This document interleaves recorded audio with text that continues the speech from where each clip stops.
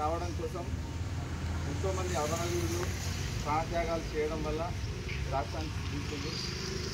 అయితే ఈ ఉద్యమంలో కీలక పాత్ర పోషించినటువంటి వాళ్ళు విద్యార్థులు, ఉద్యోగులు మరియు మేధావులైనటువంటి ప్రొఫెసర్ జయశంకర్ సార్ గారు ఇలాంటి చాలామంది మేధావులు వారి యొక్క మేధాశక్తితో తెలంగాణకు జరుగుతున్నటువంటి అన్యాయాన్ని, మనం నష్టపోతున్నటువంటి దాన్ని క్షుణ్ణంగా విశ్లేషణాత్మకంగా చర్చించి ఆనాడు మొదటిసారిగా 1969 సంవత్సరం టైంలోనే మన ఇంద్రారెడ్డి గారికి కూడా అసెంబ్లీలో అతని వాయిస్ చెప్పే విధానాన్ని చూసి గుర్తించినటువంటి వ్యక్తి మన ప్రొఫెసర్ జయశంకర్ సార్. అతన్ని కూడా వెన్నుండి తట్టి తెలంగాణ సాధించడం కోసం తనకు సహకరించిండు.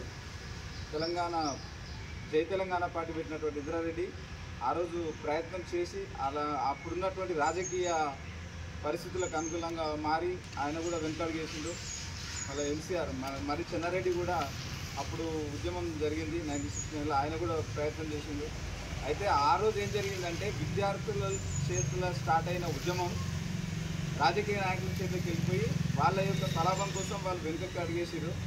కానీ మలిదశ ఉద్యమంలో మన మాజీ సీఎం కల్వకుంట్ల చంద్రశేఖర్ సార్ అయినటువంటి ఆయనను కూడా అసెంబ్లీలో ఎప్పుడైతే తెలంగాణ గురించి చర్చ జరుగుతున్నప్పుడు కానీ అన్యాయం గురించి మాట్లాడుతున్నప్పుడు అరే అసలైన నాయకుడు దొరికిందని చెప్పి గుర్తించినటువంటి ప్రొఫెసర్ జయశంకర్ సార్ తనను కూడా పిలుచుకొని తనకు ఇది జరిగిన అన్యాయం నీకు తెలిసిన దానికంటే ఈయనకున్న జ్ఞానాన్ని బోధించి ఆయనకు వెన్నుండి జ్ఞానాన్ని అందించి ఉద్యమాన్ని అదే స్ఫూర్తిగా వెన్నుండి చేశారు.